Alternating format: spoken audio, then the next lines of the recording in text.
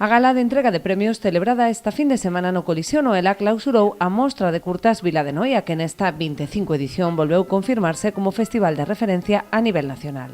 Tribu de Carlos Gómez Trigo fixose co premio outorgado polo xurado ao mellor curta, coincidindo co Blog de Cine Español.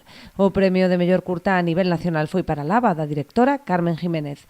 No apartado de interpretación, o xurado decidiu conceder 2 premios femininos para as actrices de La Mort, Luisa Gabasa e Pepa Niorte, mentres que o de mellor actor foi para Salva Reina por Pequeño. O premio Galicia Amateur, que leva o nome de Pedro Brandariz, recaeu sobre o filme Alexandra, de Marcos Besteiro, mentres que o público decidiu outorgar o seu galardón a Luso Martínez por Céntrico. O mellor guión foi para Loida García por Ana Canales, mentres que a mellor dirección recaeu en Ana de Alba por Se llama Aurora.